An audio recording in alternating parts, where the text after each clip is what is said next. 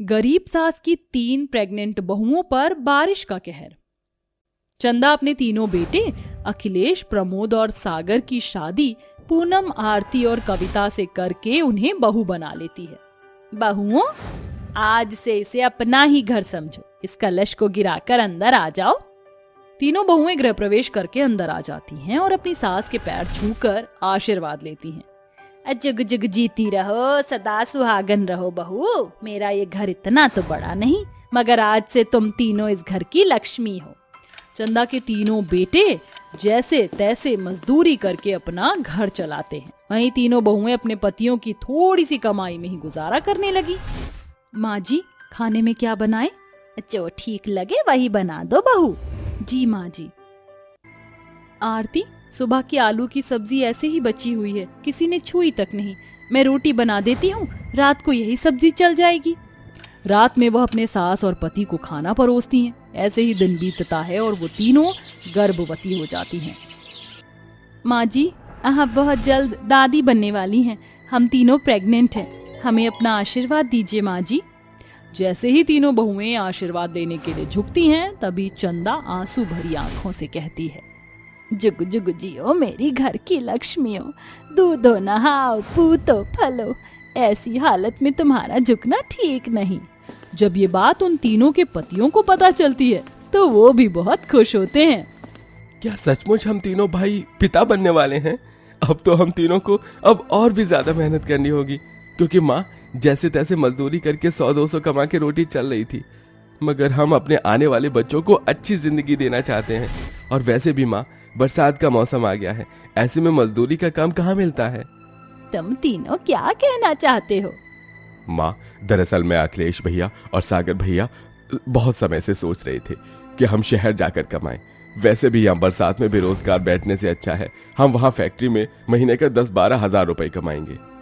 गरीबी में घर चलाने के लिए वो अपना घर परिवार छोड़कर कमाने के लिए शहर चले जाते हैं और गुजरते वक्त के साथ उन्हें शहर गए 3 से 4 महीने हो जाते हैं और अब बारिश भी शुरू हो जाती है। तभी आंगन में रखे सारे उपले बारिश से भीगकर गीले हो जाते हैं।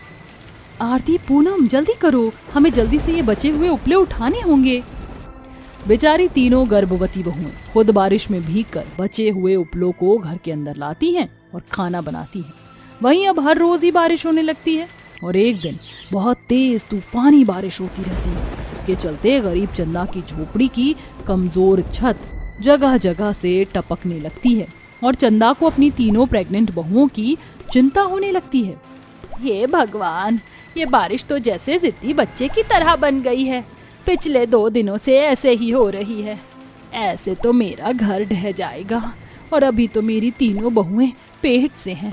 अगर ये घर नहीं रहा तो मैं अपनी तीनों बेचारी बहुओं को ऐसी हालत में लेकर कहाँ जाऊंगी। चिंता मत कीजिए माँ जी, ऊपर वाला इतना भी निर्दयी नहीं, देखना बारिश रुक जाएगी। पूनम अपनी सास को समझा तो रही होती है, मगर सच तो ये था कि बेघर हो जाने का डर उसे भी अंदर ही अंदर खाए जा रहा था। तभी छत का आधा हिस्सा टूटकर कविता पर गिर जाता है। बारिश का पानी घर में बहुत ही तेजी से भरने लगता है। वहीं कविता दर्द से रोने लगती है। मेरा बच्चा, माँ जी मुझे बचाइए, इस घर की दीवारें किसी भी वक्त गिर सकती हैं। उठ कविता बहू। माँ जी, मुझसे उठा नहीं जा रहा, बहुत दर्द हो रहा है। चंदा अपनी बहू कविता को अपनी पीठ पर लादकर आरती और पूनम को लेकर जैसे ही बाहर निकलती है, उसकी झोपड़ी ढहकर मलबा बन जाती है।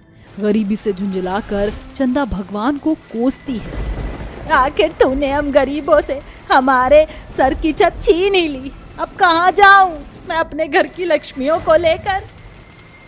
मत रोइए माँ जी, घर ही तो टूटा है, मगर सच तो ये है हमारे सर की छत और हमारी नींव आप हैं माँ जी। अपनी प्रेग्नेंट बहुओं की इस बात से गरीब चंदा को थोड़ी हिम्मत मिलती है। फिर वो अपनी तीनों गर्भवती बहुओं को लेकर भारी बारिश में भीगते हुए सड़कों पर इधर से उधर भटकते भटकते रेलवे स्टेशन पर आ जाती है। तभी वहाँ का गवंडी स्टेशन मास्टर गरीब चंदा को और उसकी प्रेग्नेंट बहुओं को घूरते हुए कहता है, अरे कौन हो तुम और ऐसे रेलवे स्टेशन पर कैसे घूम रही हो? चलो प्लेटफॉर्म टिकट दिखाओ।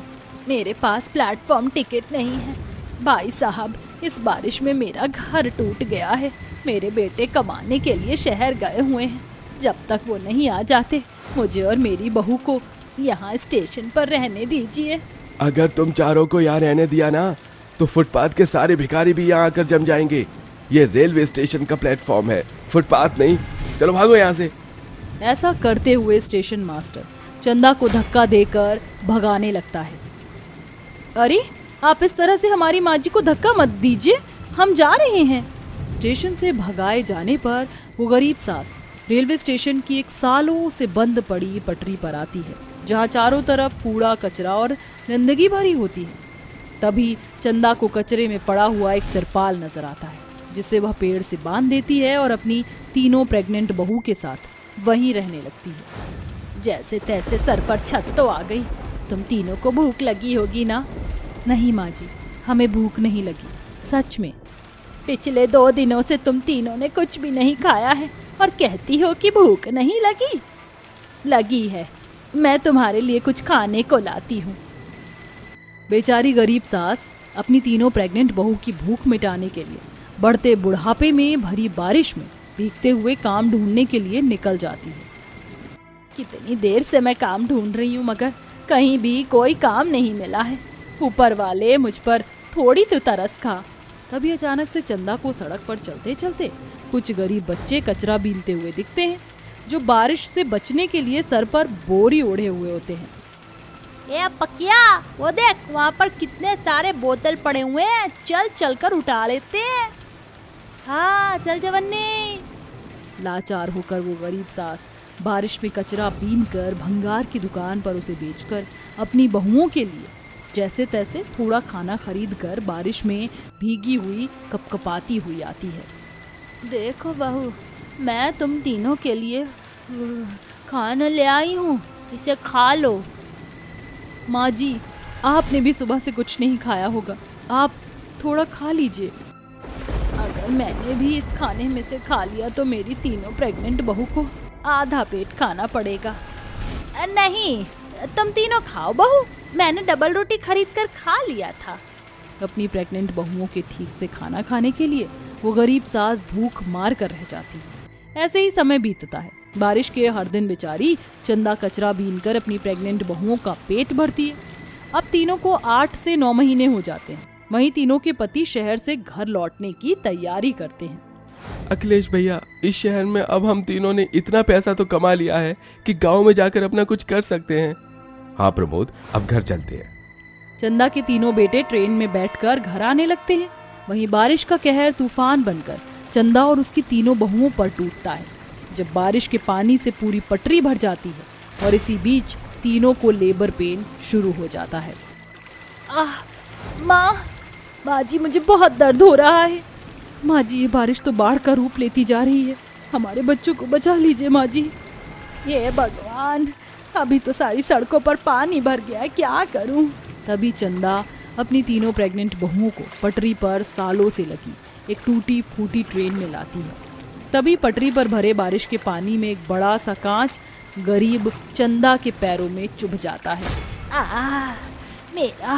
मेरा पैर। क्या हुआ माँ जी, आप ठीक तो हैं? तुम तीनों मेरी चिंता मत करो, ट्रेन में चढ़ो, जल्दी करो। अपने पैरों से बहते हुए खून को बहते देखकर भी चंदा ट्रेन के अंदर बारिश में अपनी तीनों बहू की डिलीवरी करती है। तभी स्टेशन के मुसाफिरों की भीड़ उस पटरी के चारों तरफ लग जाती है कि उसके तीनों बेटे भी स्टेशन पर उतरते हैं और भीड़ देखकर अपनी माँ और पत्नी के पास जाते हैं। माँ, आप सब यहाँ? अपने बेटों को देखकर चंदा के मन में महीनों को दबा दर्द आंसू बनकर बहने लगता है। अच्छा हुआ अखिलेश बेटा जो तू आ गया। इस बारिश के कहर ने हमसे हमारा घर बार सब कुछ छीन लिया था और मेरी बहुओं ने अपने बच्चों को अपनी कोख में लेकर एक तिरपाल के सहारे महीने गुजारे हैं। मत रो माँ, अगर पता होता कि हमारे जाने के बाद आपको और हम तीनों की पत्नियों को ये सब सहना पड़ेगा तो हम शहर नहीं जाते, मगर अब हम आ गए हैं। आखिर में तीनों भाई अपने अपने बच्चों को गोद में लेकर खुशी से भर जाते हैं और शहर से कमाकर लाए हुए पैसों से एक पक्का घर बनवा कर रहते हैं। तुम दोनों को प्यार करने के लिए यही 2 लड़कियां मिली थीं? गांव की सारी लड़कियां क्या मर गई थी जो तुम दोनों ने इन काली कलूटियों से प्यार किया? हम उनसे प्यार करते हैं और हम उन्हीं से ही शादी करेंगे। आप उनका रंग देख रही हैं, ना कि उनकी सीरत। अगर हमारी शादी उनसे नहीं हुई तो हम लोग किसी और से शादी नहीं करेंगे। सविता अपने 5 बेटे कार्तिक, आलोक, सर्वेश, नरेश और अर्जुन के साथ रहती थी। कार्तिक और आलोक गांव में रहकर अपने गांव का कारोबार संभालते हैं। वहीं सर्वेश, नरेश और अर्जुन शहर में रहकर अपने शहर का कारोबार संभालते हैं। सविता अपने बेटों के लिए सुंदर और पढ़ी लिखी लड़कियां लाना चाहती थी, लेकिन कार्तिक और आलोक को गांव की रहने वाली पूनम और पूजा से प्यार हो जाता है। पूनम पूजा गवार होने के साथ साथ रंग में काली भी होती है, जिसके चलते सविता उन्हें बिल्कुल भी पसंद नहीं करती। लेकिन कार्तिक और आलोक के जिद के सामने उसे झुककर शादी के लिए हाँ करना पड़ता है। वहीं सविता के अपने 3 बेटी के लिए शहरी लड़कियां पसंद करती है और कुछ महीनों में ही अपने 5 बेटों की शादी कर अपनी 5 बहू को घर ले आती है और गृह प्रवेश करती है। पूनम और पूजा, तुम दोनों इस घर की बड़ी बहू हो और हमारे यहाँ घर की बड़ी बहू घूंघट में रहती हैं। तुम जो भी काम करोगी घूंघट में रहकर ही करोगी, किसी के भी सामने तुम बिना घूंघट के नहीं आओगी। रिया, प्रीति और प्रिया, तुम तीनों को घूंघट करने की कोई जरूरत नहीं है। तुम दोनों सिर्फ अपने सिर के ऊपर पल्ला रख लेना, ठीक है? माँ, लेकिन यह रस्म तो बहुत पुरानी हो चुकी है। आज के जमाने में ऐसी रस्में कौन मानता है? और अगर ये दोनों घूंघट में रहेंगी तो इन्हें काम करने में काफी दिक्कत परेशानी आएगी। 2-4 किताबें क्या पढ़ ली, अब तू हमें सिखाएगा? तेरे लिए मैं अपनी खानदान की पुरानी रस्मों को नहीं तोड़ूंगी। और इनका रंग भी तो देख, एक तवे से भी ज्यादा काला है। लोग हंसेंगे मेरी काली बहुओं को देखकर। इन घूंघट से कम इनका काला रंग तो छुपा रहेगा। अपनी सास की बात सुनकर पूजा और पूनम को बहुत बुरा लगता है, लेकिन वो कुछ नहीं कहती। ऐसे ही शादी का दिन गुजर जाता है। सुबह होते ही पूनम और पूजा उठकर तैयार होती हैं और भगवान की पूजा पाठ करके घूंघट में ही घर के सारे काम करने लगती हैं। वहीं शहर की रहने वाली रिया, प्रीति और प्रिया बिना घूंघट करे ही सबके सामने आती हैं, लेकिन सविता उनको कुछ नहीं कहती। आज तुम 5 की पहली रसोई है तो जल्दी से अपनी पहली रसोई की तैयारी में लग जाओ। अपनी सास के जाते ही 5 बहुएं अपनी पहली रसोई की तैयारी में लग जाती हैं। जहां प्रिया, प्रीति और रिया बिना किसी परेशानी के खाना बना रही होती हैं, वहीं पूनम और पूजा की घूंघट करने की वजह से खाना बनाने में उन्हें काफी परेशानी होती है। पूनम, इस घूंघट की वजह से तो मुझे कुछ दिख ही नहीं रहा। समझ नहीं आ रहा कि नमक डाल रही हूँ या हल्दी। मेरा भी कुछ ऐसा ही हाल है यार। इस घूंघट की वजह से सारा तड़का जल गया। अब मुझे दोबारा तड़का बनाना पड़ेगा। अगर ऐसे ही रहा तो खाना ना जाने कब बनकर तैयार होगा। लगता है किसी को खाना बनाने में काफी परेशानी हो रही है। ओह माँ जी भी क्या कर सकती है, कौन चाहेगा कि उसके घर की काली बहू को देखकर कोई बाहर वाला मजाक उड़ाए। इसीलिए तो माँ जी ने इन दोनों को घूंघट में रखा हुआ है। प्रिया इतना बोल ही रही होती है कि तभी पूनम के घूंघट की वजह से उसकी खाने की कढ़ाई नीचे गिर जाती है और सारा बनाया हुआ खाना नीचे फर्श पर गिर जाता है। बर्तन गिरने की आवाज सुनकर सविता जैसे ही किचन में आती है तो ये सब देखकर वो पूजा और पूनम पर बहुत चिल्लाती है। तुम दोनों में अकल नाम की चीज है? सारा खाना नीचे गिरा दिया। माँ जी, इसमें हमारी क्या गलती? घूंघट की वजह से हमें ठीक से दिखाई नहीं दिया। बस करो, तुम दोनों ने तो एक गलती करी, ऊपर से गलती मानने की बजाय अपनी गलती छुपा रही हो। अपनी सास को अपनी जेठानियों को डांटता देख तीनों देवरानियां बड़ी खुश होती हैं। ऐसे ही शादी का दूसरा दिन भी गुजर जाता है। अगले दिन 5 बहुओं की मुंह दिखाई की रस्म होती है, जहां पूनम और पूजा अपनी मुंह दिखाई की रस्म में घूंघट करके सबके सामने आती हैं। वहीं रिया, प्रीति और प्रिया सर पर रुमाल रखकर सबके सामने आती हैं। तीनों शहरी बहुओं को देखकर सारी पड़ोसन हैरान रह जाती हैं। ये क्या सविता, तेरी बहुएं तो कुछ ज्यादा ही मॉडर्न निकली। सर पर दुपट्टा डालने की जगह रुमाल डालकर आ गई। ये तीनों तो सब में अलग ही चमक लग रही हैं। तेरी बड़ी बहुओं को देख, कितनी संस्कारी है, कितने अच्छे से घूंघट करा हुआ। और ये 3 सविता, मुझे तो लगता है तुझसे बहू चुनने में कोई गलती हो गई है। अपनी पड़ोसन ममता और विमला की बात सुनकर सविता को गुस्सा तो बहुत आता है, लेकिन वो कुछ नहीं कहती और मुंह दिखाई की रस्म हो जाती है। ऐसे ही दिन गुजरते रहते हैं और एक दिन, प्रिया, प्रीति, रिया, तुम तीनों ये इतने छोटे कपड़े पहनकर कहाँ जा रही हो? वो हमारी दोस्त का बर्थडे है तो हम उसी की पार्टी में जा रही है। अगर हम वहाँ सूट या साड़ी में जाएंगे तो सब हमारा मजाक उड़ाएंगे। ठीक है, लेकिन तुम तीनों गाड़ी में जाना ना, कि ऐसे ही बाहर निकल जाना, वरना पूरा मोहल्ला बोलने लग जाएगा। सविता की तीनों बहुएं कार में बैठती हैं और जाकर अपनी पार्टी एंजॉय करती हैं।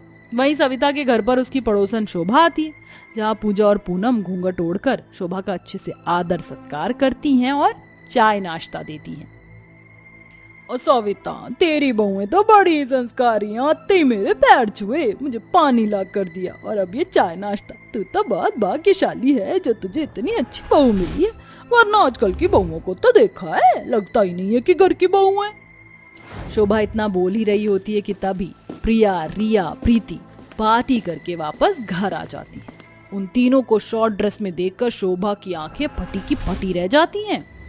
हे राम राम राम राम राम, कितने छोटे कपड़े पहने हैं, ऐसा लग रहा है कि कपड़ों की बची हुई कतरनी लपेट लियो। और सविता, ये कैसी बहू है तेरी, न लाज न शर्म न आया, तूने इन तीनों को इतने छोटे कपड़े पहनकर बाहर कैसे जाने दिया। राम राम राम राम भाई, अब से मेरी बहुएं तेरे घर पर नहीं आएंगी, कहीं उन्हें भी तेरी इन तीनों शहरी बहुओं के जैसे ही शौक लग गया तो। इतना कहकर शोभा वहां से चली जाती है। शोभा की बात सुनकर अब सविता का पारा हाई हो जाता है और वो अपनी तीनों शहरी बहुओं पर चिल्लाती है। करवा ली मेरी बेइज्जती, मिल गया तुम तीनों को सुकून। मैं शहरी बहू लाना चाहती थी ताकि सब लोग मेरी तारीफ करें, लेकिन तुम तीनों ने तो हर जगह मेरी नाक कटवा दी है। आज के बाद तुम भी पूजा और पूनम बहू की तरह ही घूंघट में रहोगी, वरना तुम तीनों का इस घर से बाहर निकलना बंद। इतना कहकर सविता वहां से चली जाती है। दिन गुजरते हैं और ऐसे ही एक दिन सविता की बुआ सास देवकी उन सब से मिलने के लिए आती है, जिसके चलते सविता भी घूंघट कर लेती है। बाप रे बाप, घूंघट करे हुए अभी 1 मिनट भी नहीं हुआ, मेरे तो पसीने ही छूट गए। इतनी गर्मी में पूनम और पूजा कैसे दोनों घूंघट करके सारे काम काज कर लेती हैं। मेरी तो हालत ही खराब हो गई है, ऊपर से कुछ दिखाई भी नहीं दे रहा है। बेचारी पूजा और पूनम कैसे घूंघट में रह लेती होंगी। सविता ने जब खुद घूंघट ओढ़ा तो उसे यह एहसास हो गया कि पूनम और पूजा के साथ जो उसने किया वो सही नहीं था। अपनी बुआ सास की जाने के बाद सविता पूनम और पूजा से माफी मांगती है।